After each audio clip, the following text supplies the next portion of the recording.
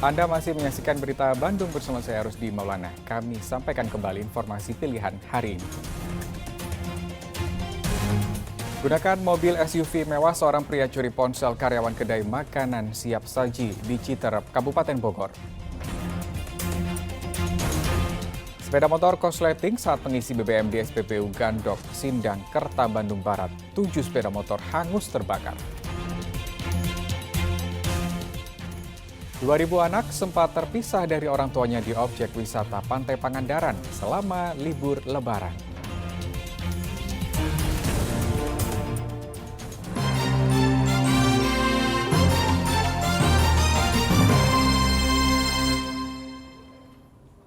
Kebakaran terjadi di SPBU Gandok, Sindang, Kerta, Bandung Barat dan perumahan dinas TNI di Kota Cimahi pada Selasa lalu. Bom ganok motor. Rekaman video amatir warga menunjukkan kepulan asap hitam dan kobaran api di stasiun pengisian bahan bakar umum atau SPBU Gandok, Jalan Sindakerta, Bandung Barat pada Selasa silam. Kebakaran dipicu motor milik warga bernama Dery yang sedang mengisi bahan bakar minyak. Diduga terjadi hubungan pendek arus listrik yang memantik kobaran api. Korban yang panik meninggalkan motor hingga terguling dan tumpahan bensin dari motor menjalar membakar 6 motor milik karyawan SPBU yang tengah parkir. Api dipadamkan petugas SPBU menggunakan alat pemadam yang ada, namun 7 motor hangus terbakar. Kerugian diperkirakan lebih dari 100 juta rupiah.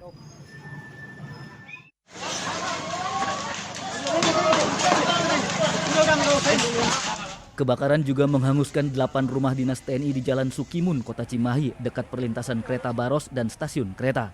Sumber api berasal dari atap bangunan salah satu rumah. Api mendadak membesar dan mengakibatkan penghuni rumah panik berhamburan keluar rumah menyelamatkan diri. Sebagian barang berharga termasuk 1 motor ludes dilalap api. Dari rumah paling ujung sini, tapi dari bagian atas asapnya aja. Sedangkan penghuni rumah semua ada di dalam, dia nggak tahu.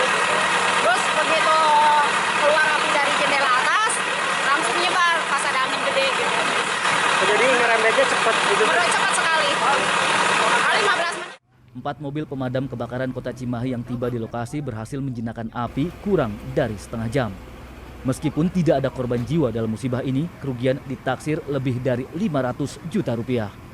Kebakaran diduga akibat hubungan pendek arus listrik. Para penghuni rumah sementara mengungsi ke rumah kerabat. Muhammad Abbas melaporkan dari Bandung Barat dan Kota Cimahi. Kita ke informasi lain. Belasan tahun tak kunjung diperbaiki, ratusan warga unjuk rasa di Jalan Raya Ciampea, Kabupaten Bogor. Warga sepanjang Jalan Raya Ciampea penghubung wilayah Ranca Bungur Ciampea sepanjang 3 km yang rusak berat Selasa lalu menanam pohon pisang dan menebar benih ikan lele di tengah jalan berlubang. Menurut warga, jalan tidak pernah diperbaiki oleh pemerintah sejak tahun 2011 lalu dan pemerintah Kabupaten Bogor selama ini hanya memberikan janji saja tanpa realisasi perbaikan jalan. Padahal buruknya kondisi jalan kerap memicu kecelakaan. Warga mengancam akan mendatangi kantor dinas terkait dengan masa lebih banyak apabila perbaikan jalan tak kunjung dilakukan. Ya, masih dari Kabupaten Bogor, seorang wisatawan asal Kota Depok tewas tenggelam di Curug Sungai Suakan, Kampung Palias, Desa Rabak, Kecamatan Rumpin, Kabupaten Bogor. Jenazah wisatawan asal Kota Depok berinisial AY akhirnya berhasil ditemukan tim SAR gabungan setelah pencarian selama 2 jam. Korban tenggelam setelah diduga terpeleset saat duduk di pinggir sungai. Korban yang tak bisa berenang tenggelam di kedalaman air setinggi 2 meter. Jenazah korban kemudian dibawa ke puskesmas sebelum diserahkan kepada pihak keluarga. Pihak Polsek Rumpin yang memeriksa tempat kejadian menutup sementara objek wisata Curug Sungai Suakan, Kampung Palias, Desa Rabak, Kecamatan Rumpin untuk penyelidikan. Ya, pasca merebaknya penyakit mulut dan kuku pada sapi di Jawa Timur, Pasar Hewan Manon Jaya Tasikmalaya memperketat pemeriksaan hewan yang masuk ke pasar. Upaya pencegahan penyakit mulut dan kuku dilakukan petugas Pasar Hewan Manon Jaya, Kabupaten Tasikmalaya dengan memperketat pemeriksaan kondisi setiap hewan yang akan dijual belikan di pasar. Dokumen kesehatan hewan dan penyemprotan disinfektan untuk memastikan kondisi sapi yang masuk pasar sehat. kita mengawasi atau melihat dulu dokumen dari ternak yang dibawa atau yang masuk ke pasar hewan Mangunjaya, apakah itu memiliki KKH atau tidak. Apabila ditemukan pedagang yang tidak membawa SKKH, kita tolak dan kita pulangkan ke daerah asal. Sejumlah kendaraan pengangkut sapi bahkan ditolak masuk pasar karena ditemukan ada indikasi kondisi sapi suspek penyakit mulut dan kuku. Dampak merebaknya penyakit mulut dan kuku, pasar hewan lebih sepi. Pedagang lebih sulit menjual sapi. Ini kan ada mulai merebak penyakit ya Pak ya, penyakit PMK itu mulut itu. Ada dampaknya nggak Pak buat ini? Penjualan susah atau gimana sekarang? Susah, penjual susah. Belum kejual ya. Jadi pembelinya berkurang atau gimana Pak? Kurang, cuma itu orang banyak tapi enggak, cuma nanya aja gitu. Oh gitu ya. Apa karena takut ada penyakitnya kali ya Pak ya? Iya. Ciri sapi yang mengidap penyakit mulut dan kuku adalah mengeluarkan air liur berlebihan serta kuku rusak hingga mengakibatkan kematian. Eko Setiabudi melaporkan dari Kabupaten Tasikmalaya. Ya, sementara itu informasi lain, melimpahnya kunjungan wisata ke Pantai Pangandaran membuat setiap hari ada saja anak yang terpisah dari orang tuanya. Petugas membantu anak untuk bisa bertemu lagi dengan orang tua mereka.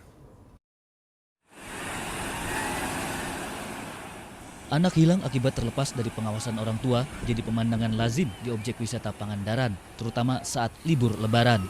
Belasan ribu pengunjung memadati tempat tersebut.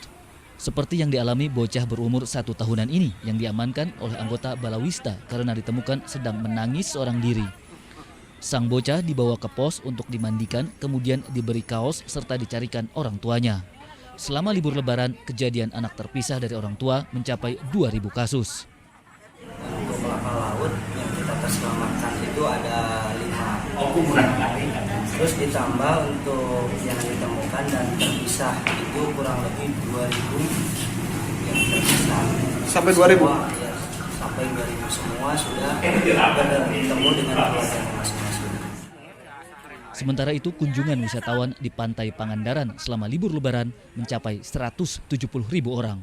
Eko Setiabudi melaporkan dari Kabupaten Pangandaran. TV Anjen masih kena tabung. Gara-gara ganti ku TV digital. Sekedap deui siaran TV analog atau TV jadul bakal dieureunkeun ku pamarentah. Salah sahiji tujuanna pikeun ngaronjatkeun internet. Lamun dibandingkeun negara-negara lain, gancangna internet di Indonesia teh masih laun pisan. Hayu urang ngalih ka TV digital sebab seueur pisan kauntunganna. Sinyalna stabil, suantena langkung jernih, janten moal aya deui sirem dina TV. Teras anjeun tiasa oge ningali jadwal tayangan jeung diatur oge tayangan sesuai ku batasan yuswa.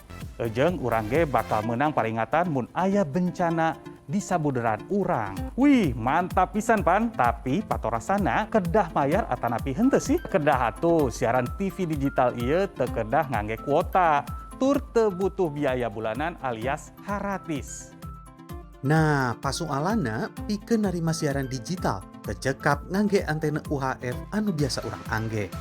Urang kedah nambihan alat anu namina set-top box, sangkan siaran digital tiasa ditarima secara sampurna. Tapi ulah hawatos, Kominfo rencana bakal ngabagikeun STB haratis ka masyarakat kalawan kaayaan anu tangtu. Bisa wae anjeun anu meunang. Nah, pikeun anjeun anu teu acan apal tipina digital atawa analog, cobian cek heula gerak aya pilihan DTV teu.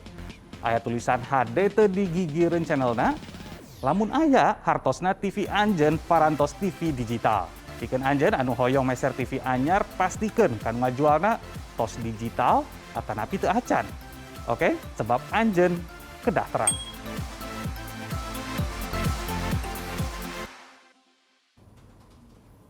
Ya, demikian berita Bandung hari ini. Terima kasih atas kebersamaan Anda. Selamat beraktivitas dan sampai jumpa.